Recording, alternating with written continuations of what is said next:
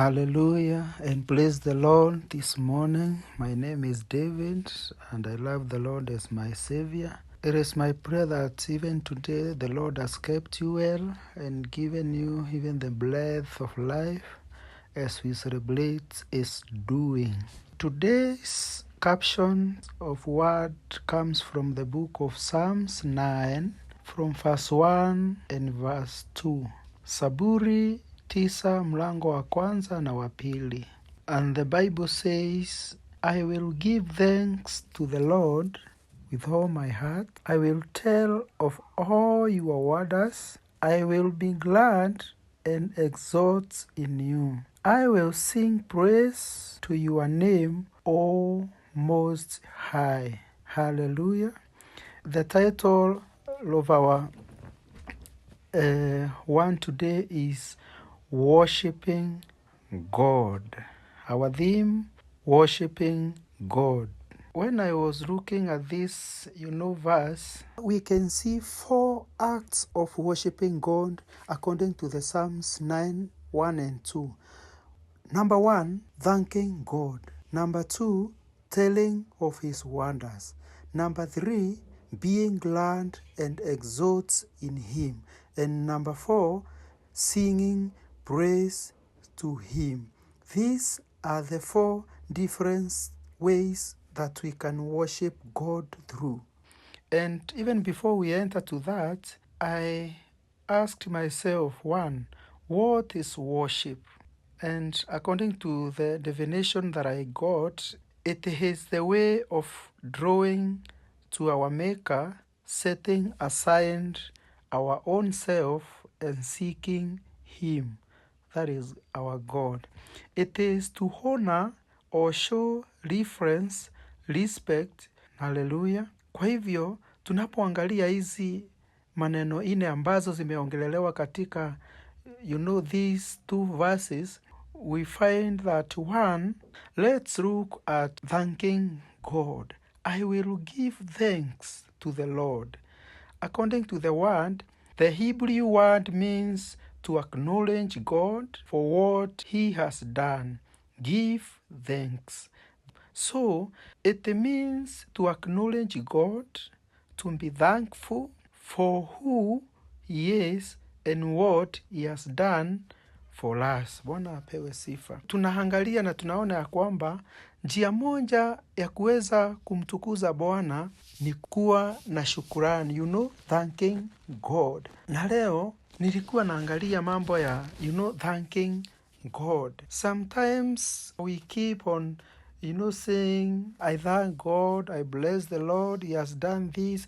But according to the Bible, you thank God not only when He has done something good to you. Even in bad things, just give thanks to the Lord. Anajitukuza kwa mazuri na mabaya. Hivyo basi, tukimshukuru kwa yote, yeye ni mwaminifu, anaweza badilisha mambo. Psalms 100 verse 4 says, enter His gates with thanksgiving and His courts with praise. Therefore, giving thanks to Him, thanking God as a means of worship is commanded over and over again in Scripture.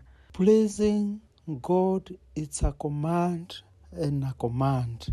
God is going to elevate us. God is going to make us whole. God is going even to do exceedingly above what we expect or we think of. The second concept is that telling others about God. And I was asking, is telling others about God part of worshiping? Yes, it is one of the highest form of worshiping our God. Hallelujah. I will tell of all your wonders. That's another way to worship God. It is to tell other people about the things God has done. So, according to this, it is good always to tell. It is always good to testify what the Lord has done unto you. It brings, encouragement to others to draw near to the Lord and also experience what God has done to your life. Haleluya. Kwa hivyo, tunapopata nafasi ya kuelezea wengine yale mambo Mungu ametutendea, na yeye pia anapata nafasi ya kuwa na wakati wa kureflect yale Mungu amemfanyia, na anapata nafasi ya kumwabudu Bwana ama ya kumtukuza Bwana. That means tunaweza kuwa mtu fulani ametutendea mambo makuu. Hata haimaanishi ya kwamba lazima huyo mtu asikie ukimwambia, lakini unapoambia wengine, kusema ukweli, yule mtu fulani nilikuwa kwa shinda fulani akanisaidia, anakuanga na roho nzuri, ni mtu ambaye anapenda kusimama na watu.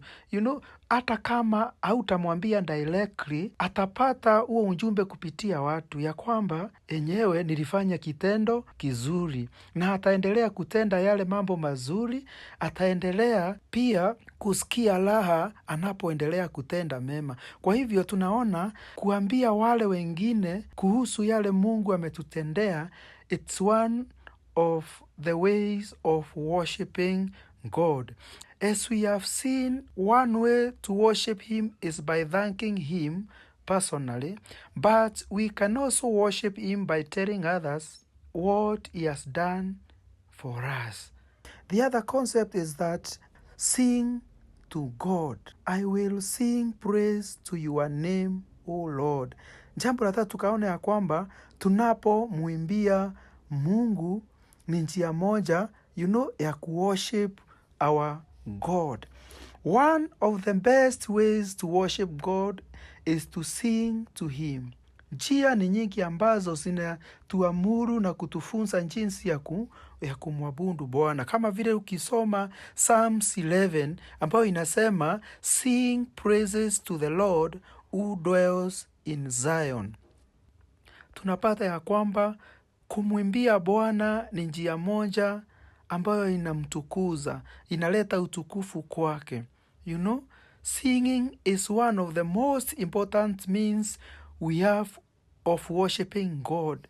This is why every Christian church takes a significant portion of our service for singing. Yani, unapata hii ndio njia maybe kama Wakristo tumewekelea sana. Kama service unaingia upate hatuna praise and worship, hatuna sehemu ya kumsifu na kumwabudu Bwana, unasikia ni kama roho yako haijatulia vizuri. Ni kwa sababu hii ni mojawapo ya njia ambazo tumezoea, ni njia mojawapo ambazo tunajua kama Wakristo tunaweza fanya ibada ya kumsifu na kumwabudu Bwana na ifike kwa haraka. Lakini maandiko yanazidi kutuonyesha njia tofauti ambazo tunaweza zitumia na Mungu apate utukufu.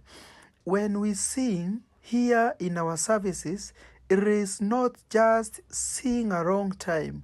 We are singing to God. Hapo ni kusema ya kwamba kuna wakati mwingine tunachukulia tu kuimba ama uimbaji ni jambo la kawaida. Sisi ni kuongoza tu kegosho mbili. Sisi ni kuongoza tu praises na worship moja na hiyo session inaisha hivyo. But according to this caption ama hili andiko linatuhimiza ya kwamba it is worshiping through singing that comes deep inside our heart. Mungu anahitaji lile ambalo linatoka kilindini cha mioyo yetu. Kwa hivyo tunapomsifu Bwana, tunapomwimbia, tunapomwambia yale ametenda kupitia nyimbo ambazo ametia ndani yetu, zinaleta utukufu kwa Mwenyezi Mungu. Jambo ambalo nimekuwa nikitambua wakati wa uimbaji ambalo linaweza kutuelekeza ni kwamba, la kwanza, we are not just singing, we are singing to God. Ya kwamba sio tu kuimba bure, tunaimba tu kwa sababu Mungu atapokea ule utukufu. Ni kama manukato tunawakilisha mbele ya Mwenyezi Mungu. Jambo la pili, nikajifunza ya kwamba we don't sing for the person in front of you to hear. Wakati mwingine tunajitahidi sana, tunaimba ndio wale viongozi wa kanisa waweze kuona kweli hawa watu wameimba vizuri, hawa watu walikuja practice, hawa watu wanajua nyimbo mpya. No, we are singing to our Maker, we are giving glory to our God, not to the man.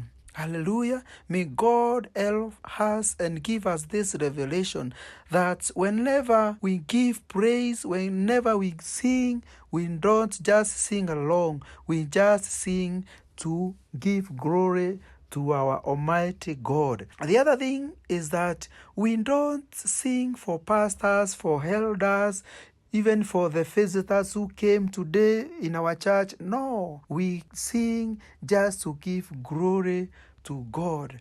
The other thing I have learned about this is that don't sing for the pressure of hearing yourself sing. Usiimbe tu, palilia uimbaji wako, tengeneza uimbaji wako, ni kwa sababu yule ambaye anapokea uimbaji huu ni Mungu ambaye akisikia uimbaji wako anashuka, anatenda maajabu katika maisha yetu. Biblia inasema ya kwamba when the praises goes up, na yeye anaachiria baraka zake, utukufu wake unashuka na tunajipatia baraka kupitia ule uimbaji. Our singing is vertical. We are singing to the Lord directly. When we sing to our God, just direct your singing to him. Tumwelekezee sifa zote. Bwana umetamalaki. Bwana wewe umetenda haya. Bwana umenisaidia umbali huu. Usingelikuwa ni wewe Bwana tungeweza. Unapea utukufu directly to God. And my question is, zile nyimbo ambazo tunaimba siku ya leo zinapeleka utukufu moja kwa Mwenyezi Mungu, ama zinapiga chenga, ama zina focus na mambo yetu binafsi? Mungu atusaidia kwamba the praises, the worship, the singing that we offer unto him inamfikia direct bila kupitia kwa mambo zingine. That kind of singing, may God direct us. May God help us. May the Spirit of God, who is our teacher, give us that guideline on how to sing directly to our Maker, that he may release, his blessings upon our life. The other concept was number 4, being happy in God. And I was asking myself, is being happy part of worshiping my God? Ya kwamba wakati niko na furaha, kwa hivyo ninamtukuza Bwana. Sababu kulingana na vile tumesoma pale juu, is that I will be glad and exalt in him, that is in our Maker. So this one is a little different. It is not so much something that we do as much as it is something we have. Bwana apewe sifa. It is a state of being satisfied in the Lord. I will be glad and exalt in you. Hallelujah. When God's people are happy in him, it is one of the best expression of worship. Yani, being happy in God himself and not in our circumstances. Hallelujah. Sometimes we are happy because our pocket is full of something, because our pay slips, is speaking on our behalf. No. We are singing because God is God. Even in times of trials, we are singing to our God. Even the time we are going, challenges, even for the time, we are going through difficult things, we have that, that session of praising God and being happy in him, Yani Mungu umeniweka hai siku ya leo.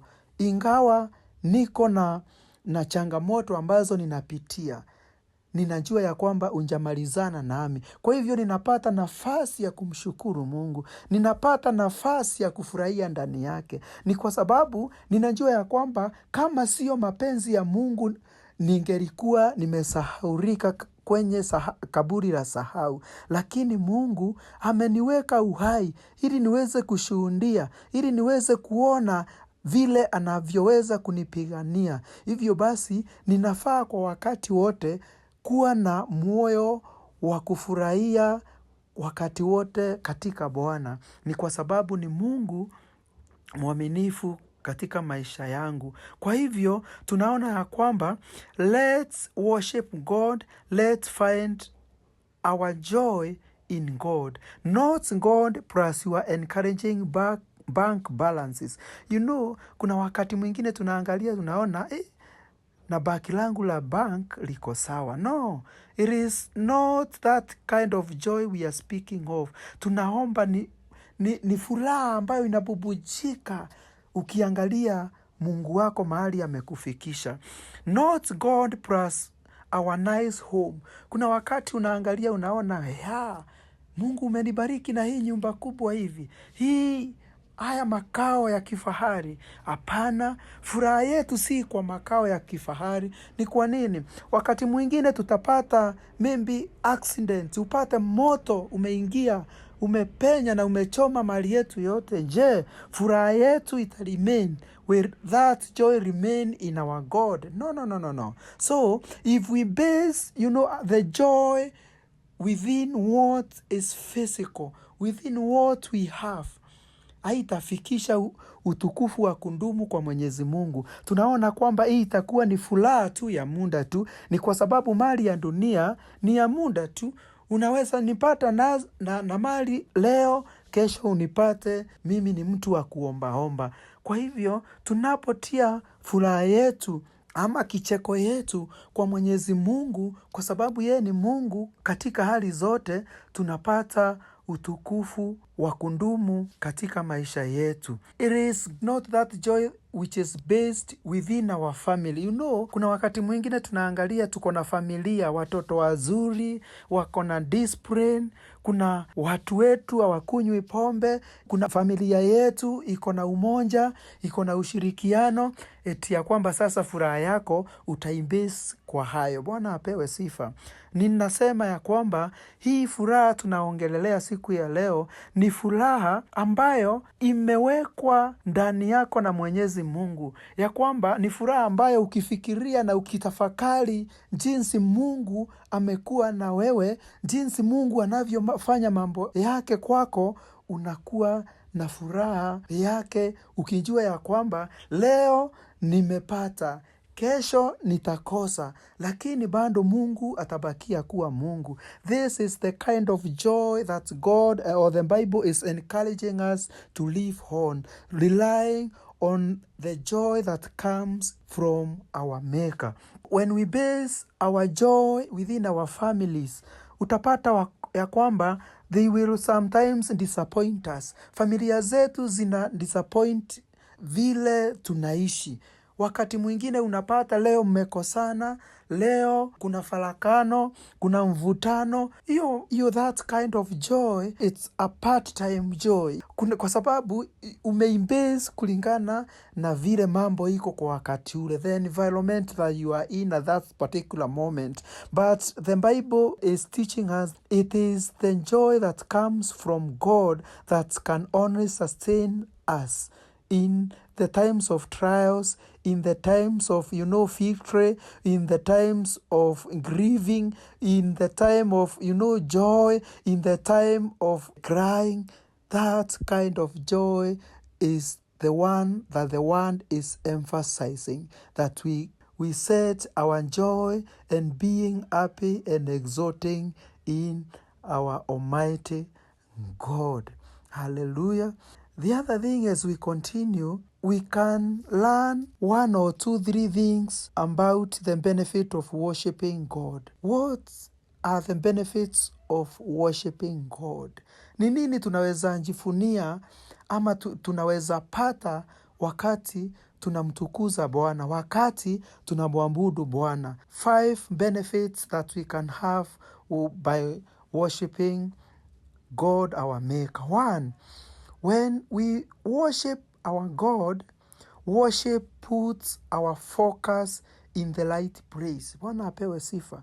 Wakati tunamtukuza Bwana, wakati tunamwabudu Bwana, tunasaidiwa na Roho wa Bwana kuweka our focus to the right place. What do I mean by saying the right place? Ni kwa sababu maandiko yamesema ya kwamba our focus is to worship and to give glory to God. Therefore, when we focus to our God, we shall give a true worship. We shall offer a true worship that comes deep inside our heart. The other thing is that worship satisfies our souls. The true worship, tunapo mwabudu Bwana kwa njia ya kweli, inafanya moyo wetu unatulia. Sijui ni wangapi wamewahi kuwa mbele za Mwenyezi Mungu wakati wa kuabudu, wakati tuko mbele zake tunanyenyekea. Unapata tu kuna a certain environment imechange. Unasikia moyo wako umetulia. Unasikia ni kama unaongea na Mungu one on one, unawakilisha mambo yako, na huo wakati unapata moyo umetulia na haufadhaiki tena, umetulia kwa Bwana. Unasikia tu kukaa katika uwepo wa Bwana. Kuna wakati mwingine unasikia hata ukienda kanisa mmesifu, mmeabudu, mpaka unasikia after service watu wakisema, enyewe leo hiyo siku ilikuwa nzuri. Hiyo ibada ilikuwa imetulia vizuri. Hiyo session ya praise and worship umetupeleka vizuri leo. Ni kwa nini? All our focuses was based within our God, kwa njia ambayo ilifaa. Tulimwelekezea Mungu, naye akapata nafasi ya kukutana na roho zetu, akazituliza, akazipea utukufu wake, ukaanza kuonekana, tukasahau shinda zetu, tukasahau mambo ambayo yalikuwa yanatutia wasiwasi. Tunapata utulivu kwa Mwenyezi Mungu tunapo msifu kwa njia inayofaa. Jambo lingine, worship grows our faith. Worshiping God grows our faith. Hii inamaanisha ya kwamba when we worship our God na tunapata to focus and even to be satisfied within him, tunapata imani yetu inakuwa. Imani yetu inaendelea kuwa na nguvu. Tunapata mwelekeo na uwezekano wa kudumu na kumtumainia Bwana katika mambo yetu. Jambo la 4 ni kwamba worship brings us closer to God. Kama vile tumeongea hapo juu, wakati tumempa Mungu ibada ya kukubarika, tunapata kuwa pamoja naye, tunatembea pamoja naye. Hata wakati tunapitia changamoto, unasikia watu wana ushuhuda huko, wanasema huyu jamaa na vinye tunaona amefinyirika, imekuwaje anasimama, imekuwaje bado anaendelea. We progress each and every day because God is walking with us each and every step. So Mungu anapotusaidia, Mungu anapotuwezesha, na sisi tunajibwaga mbele zake, anatembea karibu na watu wake, anawaondolea changamoto, anawapatia a new life, a new lifestyle. Tunakaa na tunamtukuza katika jina la Yesu Kristo. Jambo lingine ninapomalizia ni kwamba worship makes us thankful. Hata wakati uko na vitu chache za kumsifu, hata wakati hauna sababu kamili inayoonekana na wengine ya kumsifu Bwana, unapata nafasi ya sema asante kwa Mwenyezi Mungu. Kwa hivyo tunapata ya kwamba tunapomtukuza Bwana, tunasahau mambo mengine yote na tunaona yale Mungu ametutendea, tunampa sifa, tunamtukuza, tunasema ni asante Mungu, asante kwa yale umetutendea, asante kwa yale unatenda. Katika ile hali unapata Mungu anapata kupenya na anashughulikia mahitaji yetu. Jambo lingine ni kwamba worship means we are letting go of why or complaints. When I'm saying letting why go, why means why am I going all these through challenges? Why? Why have I lost my beloved? Why have I lost my parents? Why have I lost that job? Why have I lost the focus, to dwell in the house of the Lord?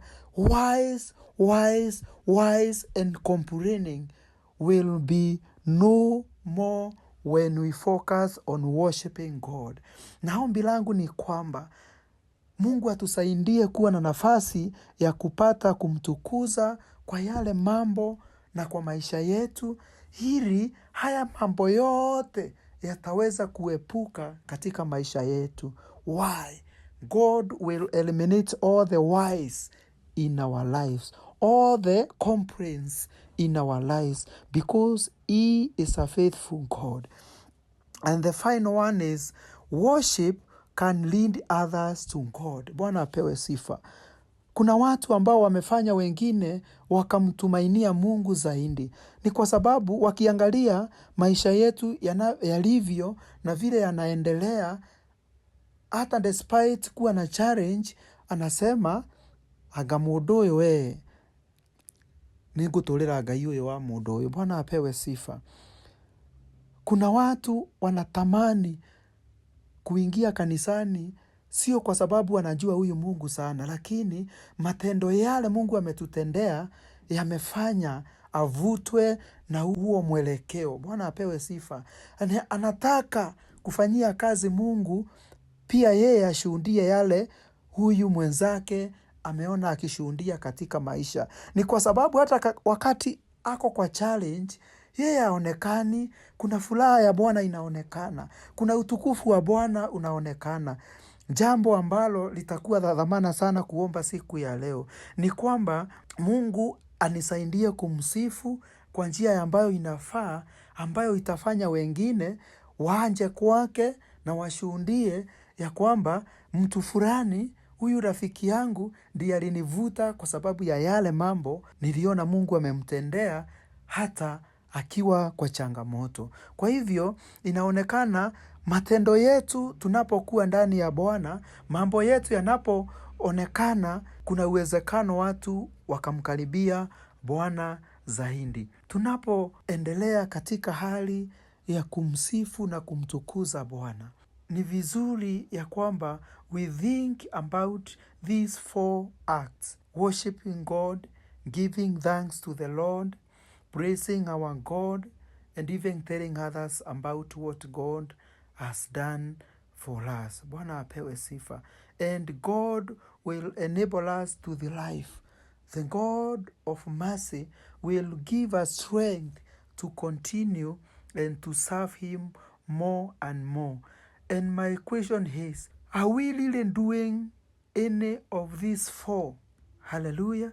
Ni ombi langu tujiulize, kati ya hayo mambo 4 ambayo tumepata kuyasoma siku ya leo about worshiping God, ambayo moja ilikuwa thanking God or telling others about His wonders, being glad and exult in Him, and the last one, singing praise to Him. Haya mambo yote yamekuwa na umuhimu, tumekuwa tukiyapractice. Ni ombi langu ya kwamba siku ya leo Mungu akatusaidie kumbase our worship to these 4 concepts, ili naye Mungu akapate kutubariki, akapate kutuwezesha ili tutende mapenzi ya Mwenyezi Mungu. Kama hatukuwa tunafanya yale, ni Mungu ama ni ombi letu ya kwamba Mungu atatusaidia kumpa sifa, kumpa utukufu. Na kama kawaida tunapomalizia, niseme na nikukumbushe ya kwamba theme ya siku ya leo ama the caption of the day was coming from the book of Psalms 9 verse 1 and verse 2. Our memory verse was coming from the book of Psalms 9 from verse 1 and verse 2, worshiping God. May God help us to worship Him in the manner that will bring glory, the manner that will give Him glory and release His blessings upon His people. In the name of God the Father, God the Son, and God the Holy Spirit. Barikiwa na ubarikiwe. Tukutane wakati mwingine. Asanteni.